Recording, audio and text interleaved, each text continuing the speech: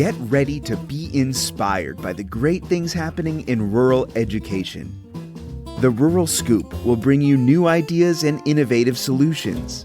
We'll dive into education issues and we'll highlight what's working in your rural communities. You'll hear from a variety of educators, administrators, professionals, and others who will provide relevant and engaging content in each episode. And now, serving up the scoop, here's your host, Dr. Melissa Sadorf.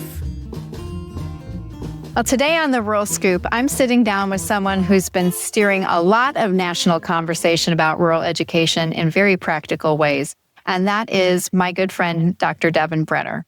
Devin leads the Mississippi State University's Social Science Research Center and directs the Rural Education Research and Initiatives Lab, where her team is tackling the real issues that we face every day: teacher recruitment and retention, research to practice translation, and policy fluency for educators and leaders who serve in rural places. She's also the policy brief editor for the Rural Educator. So when she says, here's what the field needs to pay attention to, people really do listen. And this year, she's also serving as the president of the National Rural Education Association, and she'll be presiding over our NFARE, our National Forum to Advance Rural Education Conference in Salt Lake City, October 13th through 15th. Devin's portfolio right now includes two big strands: a nationwide collaboration with NSF that is studying how teacher prep features affect persistence and retention in rural STEM teachers, and a new NSF network that's boosting belonging and success for rural, low-income, academically talented students across rural serving institutions. So we're going to get into the how of what she's doing, some of the early signals, and what comes next for the field. So welcome, Devin. It is fantastic to have you on the show. It's a wonderful treat to be here.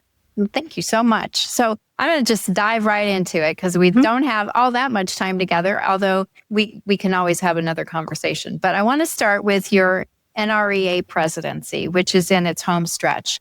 So just thinking about this past year and what's coming up in the next few months here, what has surprised you this year? What mattered most for our members, and what do you still want to do before your term closes in December? Well, first of all, it's truly been a delight and a highlight of my professional career to be the president and in the presidential sequence for the National Rural Education Association. Since I started thinking about rural education issues, it's been my professional home. It's the place of my professional networks. And the organization is such an important space. For over 100, I've just been working on the history of NREA, thanks ChatGPT. And for over 100 years, the National Rural Ed Association has been working to tell the stories of our rural schools, to think about those policy issues that most impact rural places, to think about the research that we need in order to answer key questions and drive excellence and strength and growth in rural education, and how all of those come together. And so that space is incredibly important to me. And so it's been a real pleasure. And you asked sort of about highlights and surprises. As you well know, this has been such a period of transition for NREA, with our previous executive director, Alan Pratt, stepping down, and then an interim and a nationwide search that led to you coming on board as our new executive director. And so that change has given us a real opportunity to think about who is NREA and why do we exist and what do we want to do going forward for the next 120 years. And those conversations have been so enriching and so powerful of we know NREA is such a crucial family for its members, of a place of support, a place where, when you're a rural school leader or a rural teacher or a rural faculty member thinking about these issues, you may not have a network to support you in your work. And so creating that space where people can learn and support each other and keeping that foundation, but then also looking at how do we address new challenges around relationships with community colleges and the places where rural people are going to learn, which are increasingly online and in workforce development and maybe not at a four-year institution. And so I think, I won't call them surprises, but those are like such new areas for us to explore that's the future is bright because there's so much more work to do. Mm. What's a decision or a stance that you're proudest of in the past year that you've been president? So I almost can't talk about it without crying. I'm a crier just in general, but it's such a time of political turmoil, and it makes people very nervous and angry. The future of our budgets for our school districts, the role of schools and communities, are all under attack or being challenged in various ways. And through it all, I think NREA has taken sort of three stances that I think are important. And one is we have continued to affirm that rural places are diverse and that people of color and people who are LGBTQIA and all of those people live and work and deserve to thrive in rural places. And it would be easy to kind of shy away of those, particularly as many of our states are enacting new laws, and that maintaining that mission and recognizing that and working to grow our membership and is one area that I think that I'm very proud of that NREA has taken on. And then just continually telling the story to state and national policymakers that rural schools are the heart of communities. They are the social heart. They're the economic heart of the communities that they serve. And that when state policies like choice and vouchers and privatization and underfunding and inequitable funding happen, they don't just hurt the superintendent. They hurt the entire community. And so if we want the beautiful, clean, healthy, wide open spaces of our states to thrive, we need to support the schools.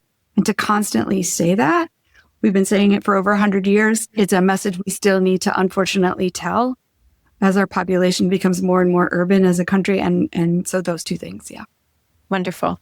So I talked about NFARE coming up, and I'd like to have us think about what's going to be happening, what's on the agenda, what's distinct, and what do you hope that people are going to be taking back to their districts when the conference is over on October 15th? One of my favorite things about the NFARE conference is that there are almost no spaces in education where school administrators and researchers and advocacy groups and practitioners come together in the same room to talk about our issues. And FARE does that. You know, we're about a third school administrators, but we're about a third researchers, and we're about a third of people in other roles in education service agencies and in nonprofits that work in education. And for us all to be in the same room, sort of listening to one another and learning from one another and going to each other's presentations. For me, that's the most important thing about NFARE, is to come together in those spaces, because it's easy for the research to get super esoteric and not relevant. And it's super for the administrators to sort of not have a chance to talk to advocates and say, no, this is, we don't really need you to be working up here. We need you to be helping us with these issues. And so that's a really important. This year, we will release our most recent issue of the Why Rural Matters report, which is a state-by-state comparison of how we're doing policy-wise for rural schools in each of the states. And that report has some new data around Indigenous education and multilingual learners. And so the release of that, I'm very much looking forward to the release of that report at our annual meeting. And then the third day of the conference has a whole half day focused on the role of AI in schools. And we all know AI is changing just about everything. And to really buckle down and collaborate together around what that might mean and how to face that going forward, I think will be a really interesting morning. Yeah, I think so too.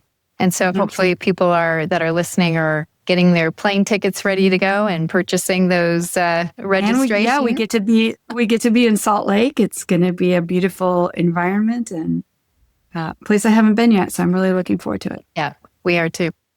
So let's shift a little bit and talk about some of the work that you're doing at Mississippi State. Sure. You stood up the Research and Initiatives, the Research and Initiatives Lab. And let's talk a little bit about what was the gap that you designed for it to fill, and how are you connecting scholars and teacher prep programs and districts in just very practical ways? Yeah, so it's a terrible acronym because you can't just say RERI. It sounds really funny, but RERI.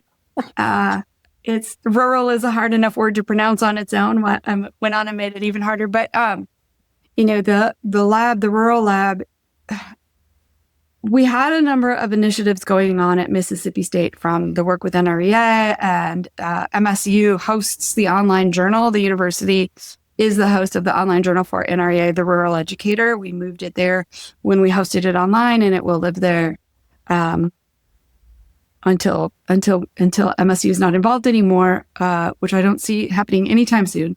And so that was one big initiative, was hosting the journal. And then I got a couple of NSF grants. We had the Mississippi Rural Association, which is our state affiliate. And so we're sort of bringing all of those under one umbrella to say, at Mississippi State, we care about rural education, and here are all of the ways that we're working. We're building bridges with faculty members at institutions across Mississippi. So there's a team at the University of Mississippi, which is focusing on supporting emerging rural scholars. So they have kind of a writing club for rural scholars, and that's affiliated with the lab. So they're hosting like once a month discussions where people share their drafts of scholarship and help each other get published. Really cool initiative. Working to educate rural educators and advocates around policy. All of that is under that umbrella. So it's just a nice home for all those initiatives. So can you talk a little bit about how you are collaborating with other institutions across your state? Sure. So one is that there's a small private institution, which is our biggest teacher preparation institution in Mississippi, William Carey University. And so we jointly host the Mississippi Rural Education Association, which is kind of a fledgling state affiliate of NREA, but William Carey has carried the water for a long time and sponsored our Mississippi Rural Teacher of the Year.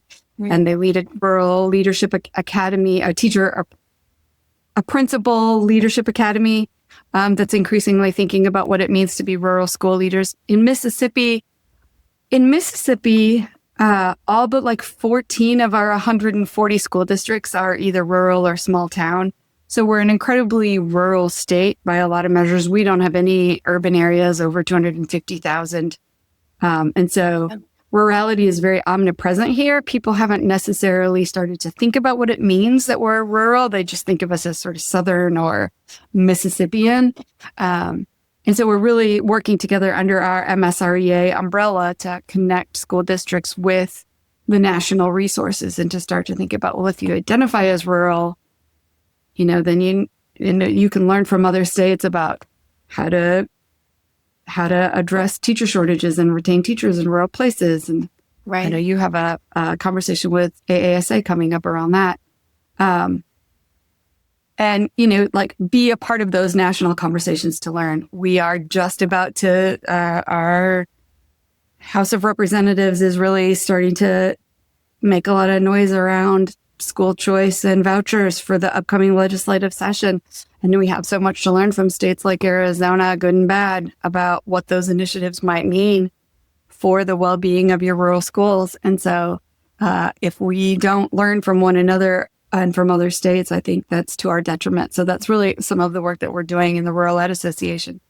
And then we just recently had a conversation with our Mississippi Department of Education around how we might contribute to their teacher recruitment and retention initiatives. So they have some new teacher residency programs. And I think it's just a really nice space to stop and say, okay, we're going to do teacher residencies, and those are going to be in rural districts. And so how can people like me help inform those mentors that are supporting those new rural teachers and to be successful in their rural schools? So those are a couple. Yeah, great work. Yeah. Another thing that you're working on is the NSF Noyce Collaboration, and there are 14 rural serving partners. Can you talk a little bit about what that looks like and the features that look most promising for recruiting and keeping STEM teachers in rural schools? Sure. So the National Science Foundation has a scholarship program called the Noyce Teacher Scholarship Program. So Noyce is not an acronym. It's a name for Robert Noyce. And they give grants to higher ed institutions to provide scholarships for people to become math and science teachers. And a lot of those scholarship programs are at rural serving institutions. Mm-hmm. And so they had a call for a research hub to learn from the Noyce community about what works to support teachers who then go on to work in high needs and low income schools. And so we got a grant 4 years ago to work with 14 partners from Wisconsin to Kansas to rural Texas to New York to South Carolina to say, what are you doing in teacher? What are you doing in your Noyce program? What are you doing in your STEM teacher education programs that talks about place at all? Are you talking about rural? How are you thinking about preparing teachers for rural schools? Mm. And all those partners joined together. And across those 14 institutions, there's 70 different, we call them pathways. You could be a middle school teacher or a high school teacher, or, you're doing a U-Teach post-bac degree or an undergrad, traditional undergrad. So there's like 70 pathways. And we're in our final year of data analysis. So then we'll look and see, are there any features that address place? And then if there are, do those lead to greater placement in rural schools? And do we retain those STEM teachers? Mm-hmm. And the fact of the matter is, across those 70 pathways, almost none of them actually do that much around place. And so our statistics probably won't be that robust because teacher preparation is mostly place neutral. We just prepare people to teach.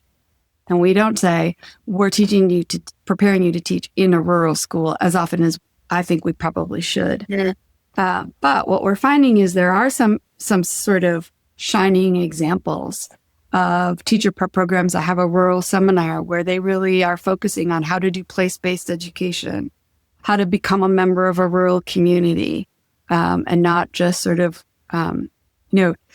particularly if you're coming from a more urban environment, how do you make friends and connections and leverage local resources? So there are some institutions that have some small programs that are doing those things. And there are quite a few that have a deliberately rural field placement.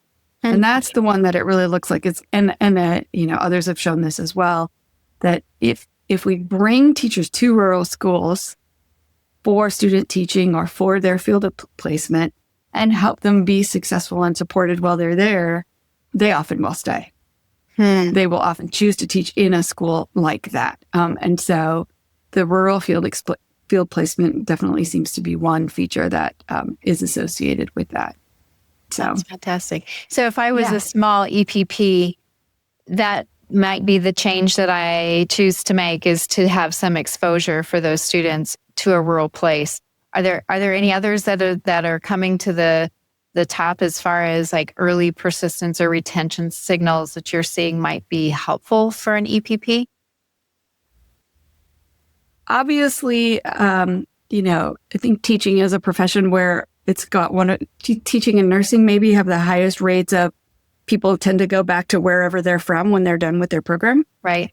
And so some of the strategies are around like grow your own programs or offering your teacher ed program virtually or in place in a rural place rather than assuming that everybody's able to come to your more metropolitan institution. And so as institutions think about how do I offer my program to the people who live in the places where the teachers are needed, right, is one sort of structural kind of, call it conveyance strategy. And then some places are really starting to have interesting assignments that have people reflect on their assumptions about rural. So there's a lot of, just in the popular media, a lot of narratives say you must leave in order to be successful. You got to get out of there. There's nothing for you here. Right. Teaching in the middle of nowhere. And so we have a couple of institutions that have just done study groups around what does it mean that we live and work in a rural place and that we're preparing teachers for rural schools and changing the mindset of the faculty to say, let's make sure we're not sending the message to our graduates that you must get out of here, but that we're helping them see the richness and that they have a role to play in their rural districts, and that the teacher plays a really important role in the economic and social well-being of their community. So. Yeah. That leads me to my next question, which is on Rising, the Rural Low-Income Student Investigation Network groups, which you're building a research and learning hub for rural STEM students' success.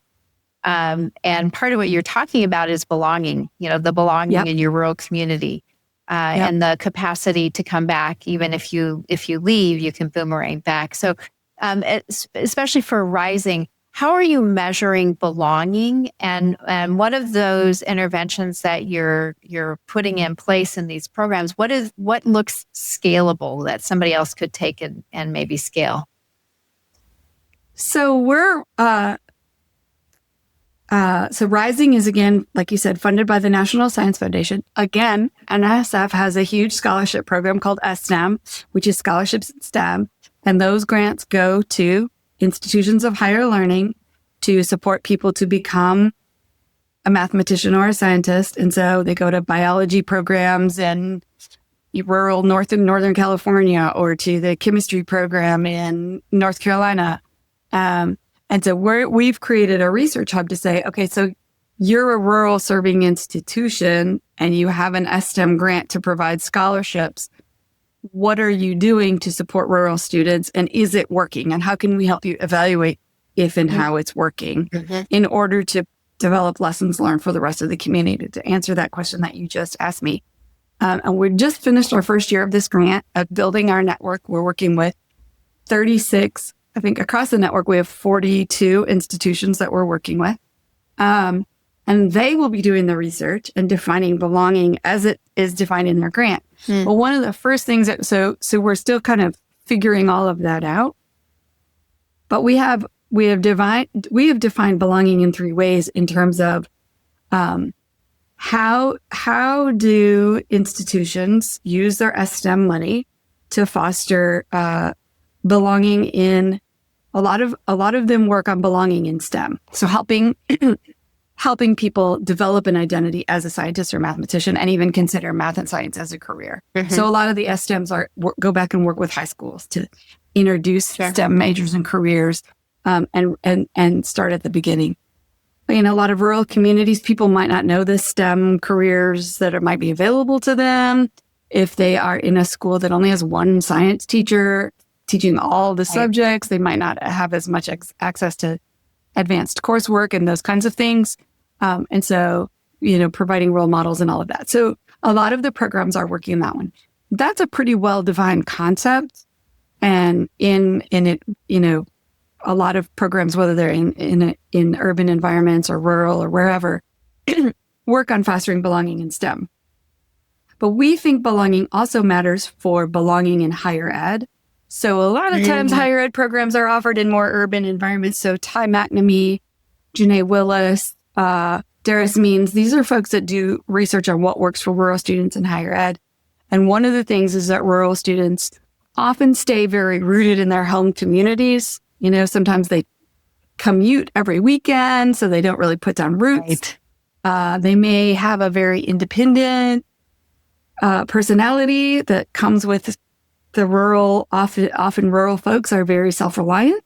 And so they may not ask for help and go to the advising center, go to office hours.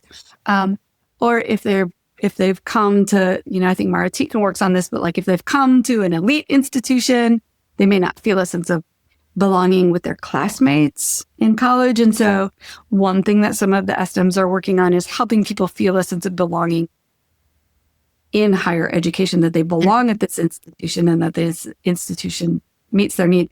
One of our examples was some folks from North Dakota State. And in order to help students feel successful and safe and seen, they recognize that a lot of their students disappear for 2 weeks during the sugar beet harvest. Because it's just there's when the temperatures, and you never know when it's going to be, but when the weather and the sunlight and the temperature and the rain all line up just right, it's time to harvest the sugar beets. And everybody has to go home and harvest the sugar beets. And so working with the faculty to say, during sugar beet harvest, half your kids are going to be gone because they've run home. They'll be back. Don't do your midterms during that window, right? And just like understanding each other's experiences. So we'll be working on like documenting other ways that institutions are working on belonging and STEM. And then last one is around belonging and community. So many times you get to higher ed and then, in what way do the higher ed institutions contribute to the brain drain? Are we preparing people for careers that they can't go back home and do?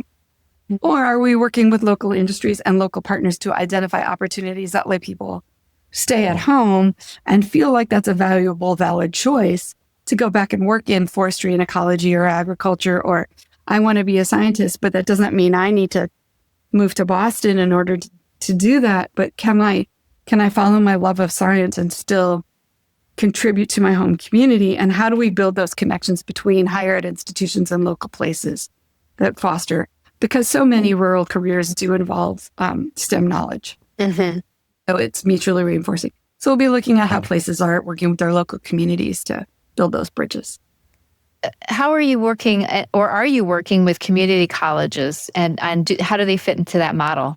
Sure. So some of the STEM grants are at community colleges. And so some of the PIs that are a part of our conversation, the participants in we're calling them network groups that are learning together and telling their stories. Some of them are faculty at community colleges, and a lot of them are a community college and a four-year institution coming together to work together to talk about how they're bridging across all of those, because certainly that's a key piece for lots of rural students. Sure. You have another program that you're coordinating. I mean, you're very busy. The Mississippi Education Policy Fellowship Program. So what are the competencies that the fellows finish with, and why would a rural principal or an assistant principal apply? Sure. I will say we have been running this program for over 25 years. I've been working on it for 10. Here in Mississippi, I was a participant in 2004. And then in 2016, I took over co-coordinating the program. I've seen it attributed to various speakers. But a saying I think is really important is that you may not be interested in politics, but politics is interested in you. Mm. If you are a classroom teacher, if you are a school administrator, every single piece of every part of your day is impacted by state and national policy. How many kids are in your classroom? What are the boundaries of your school district? What furniture do you have? Mm-hmm. Do you have enough money to pay decent salaries to the teachers? Do you have access to a school nurse? Those are policy decisions. What you're allowed to teach, what's in the curriculum is increasingly a policy decision. So you don't just go and shut the door and live in your own world, but every moment of every day is impacted. Somebody made a decision that shapes and constrains what you get to do. And I think a lot of times in education, we feel like that world is very far away from us. And we feel like we don't have a voice in it, but also that it doesn't really impact us, but it really does. And so our goal with EPFB is both to sort of take away the mystery of it, in the sense that it's all decisions made by people. Yeah. And people can unmake those decisions. And so we try to talk to people about how those decisions get made, who makes them, usually people with very limited understanding of education, attorneys and folks with time on their hands, and unshroud that, but then also figure out who are working in this spaces for the things that I care about and how can I join with them.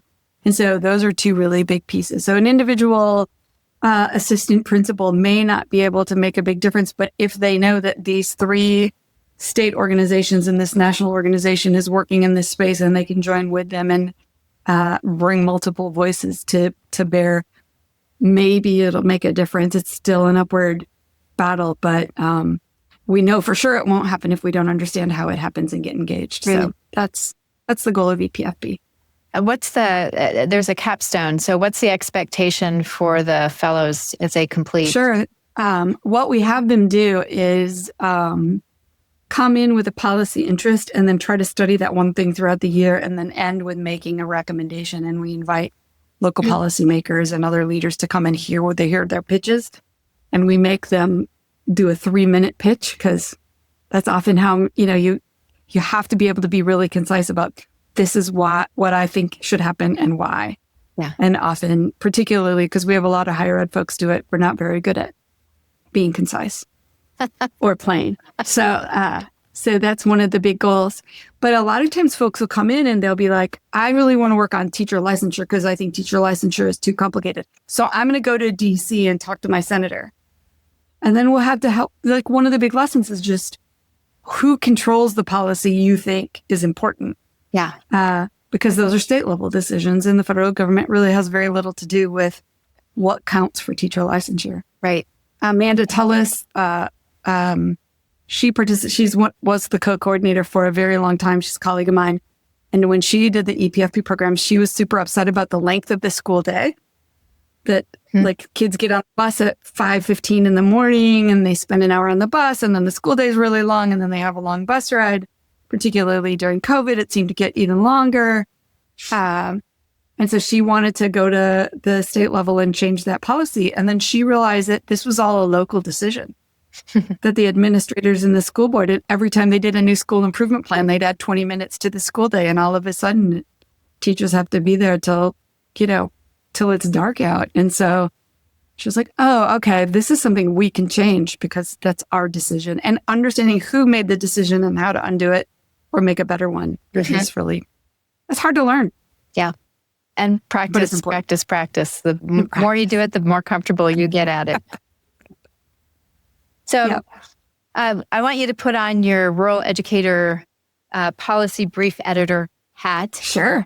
And which are the research to practice questions that are most urgent that you're seeing right now for rural leaders? And what kinds of submissions are you hoping to see around those things or that you have seen around them that we've been able to publish? Sure. So I've been engaged. So the Rural Educators, the Journal of the National Rural Education Association, and the Journal. I was lead editor for a long time. And then when I became president, I stepped down and I just run the policy brief pieces of it. But I've been engaged with the Journal since 2014, and I'm so proud of its work. We have hundreds of thousands of readers from across the globe. Yep. Really interesting. But we always keep our NREA membership at the heart of the articles that we publish and the pieces that we like. How will this matter for NREA members and the rest of our readers? Mm-hmm.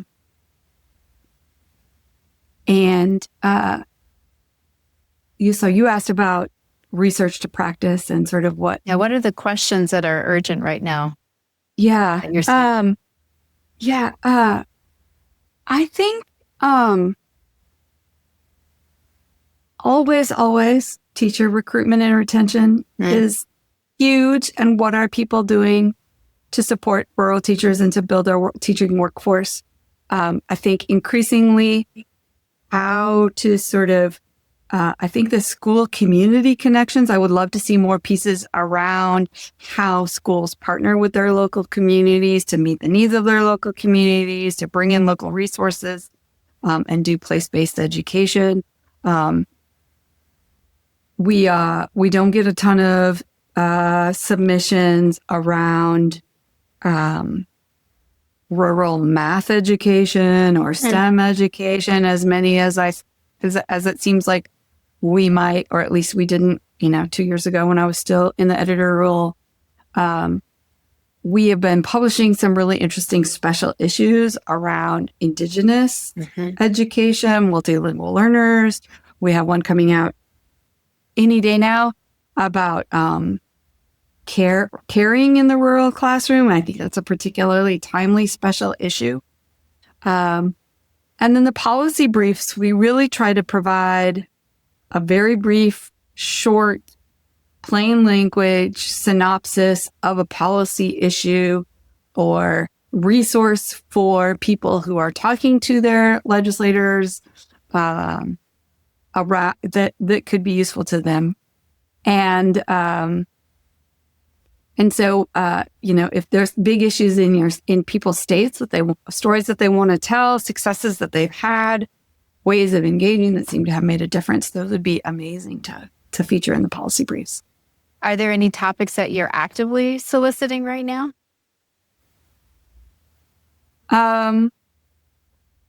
In terms of policy briefs, I think any of the what are people doing around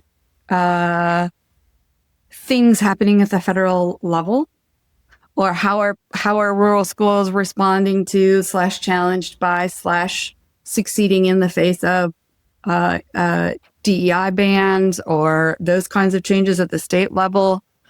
There's always room to talk about arguments to be made for the importance of rural schools and why school choice and privatization might be at risk. And so those would be I think having diverse voices talking about those from multiple states would be useful to readers.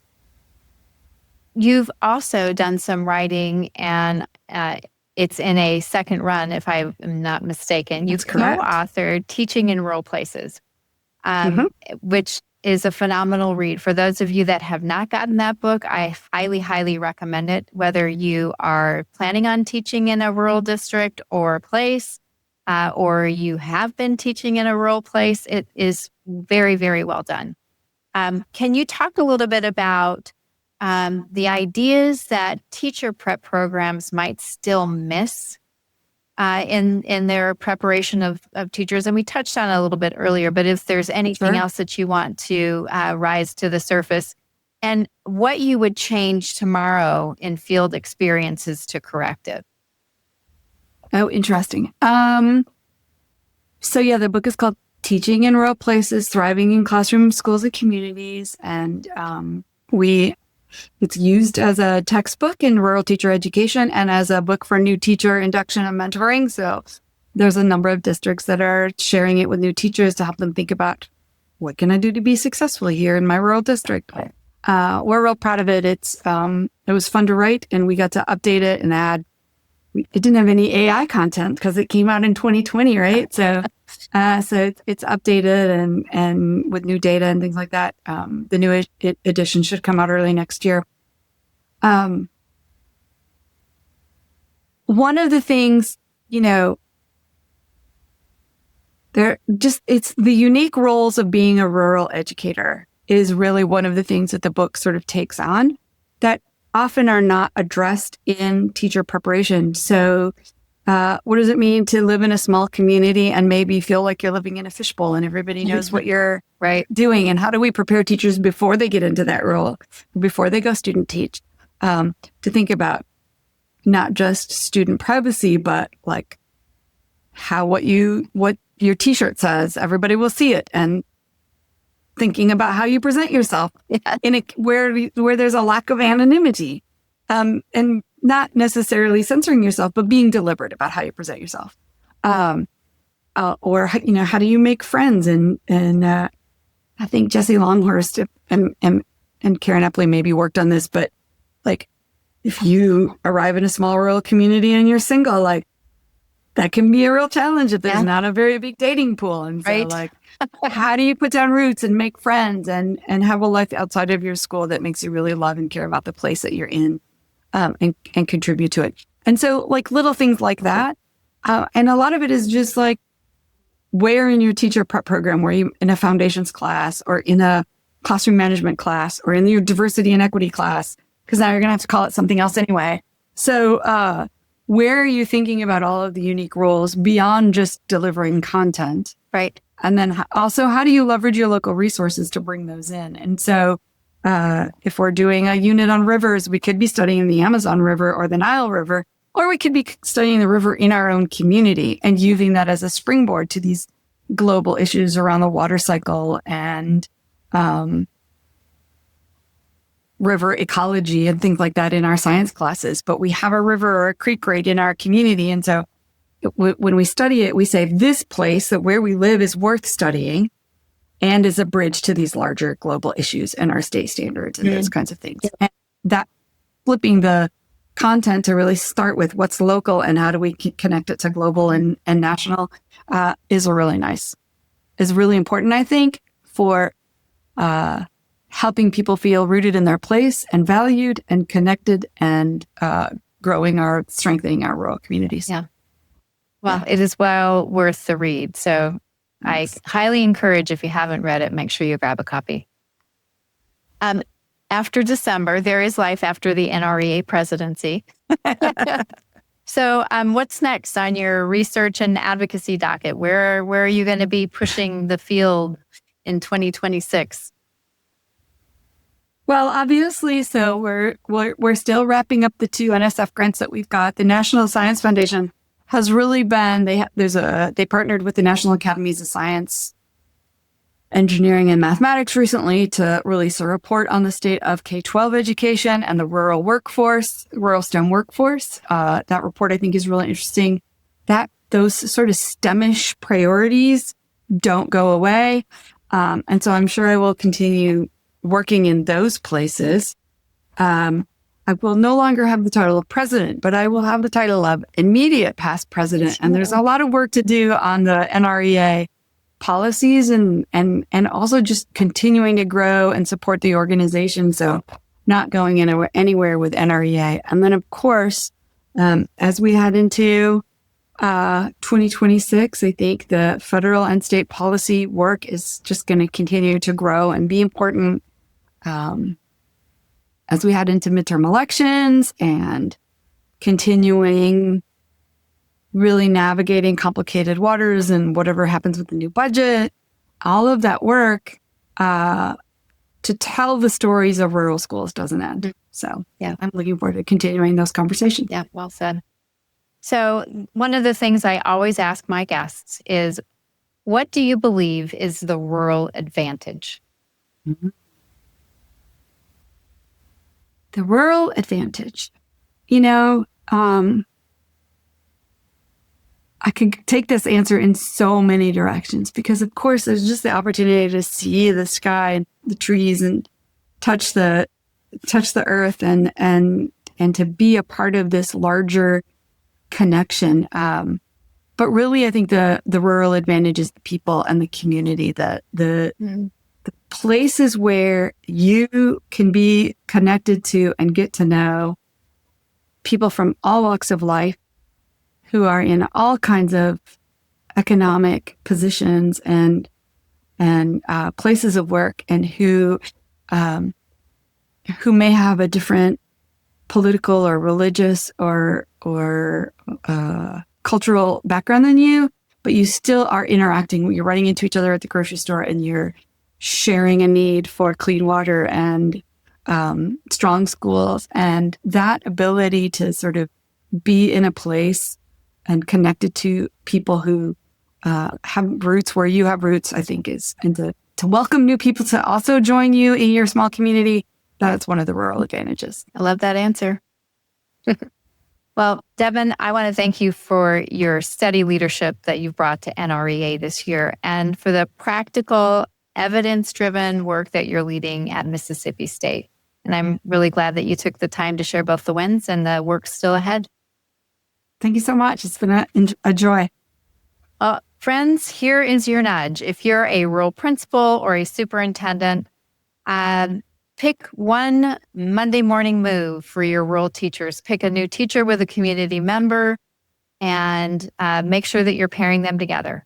Invite your nearest education prep program to co-design a rural practicum or set a date for a career night with a 5-minute employer cameo.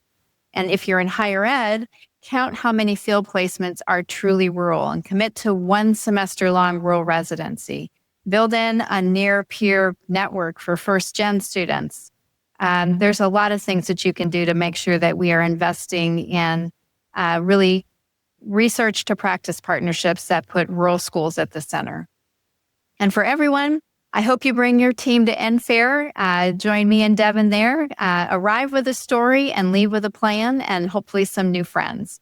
And if this conversation today sparked something, please make sure that you follow the show, leave a review, and share this episode with at least one colleague who shares about rural kids. Drop your reflections in the comments because we do read every one of them. And as always, keep leading and leading into the rural advantage. See you next time. Thanks so much for tuning in to the Rural Scoop. If you enjoyed this episode, be sure to rate, review, and subscribe. Your support helps us keep these important rural conversations going. And we'd love to hear from you, so feel free to leave a comment or share your thoughts. You can follow along and never miss a new release by subscribing on your favorite podcast platform or by following us on social. We're on YouTube at The Rural Scoop, Instagram at msadorf1, and X at msadorf03. The Rural Scoop is produced with support from Vela Educational Consultants. To learn more, visit velaconsultants.com. See you next time for more great discussions about rural education. And as always, keep leaning into the rural advantage.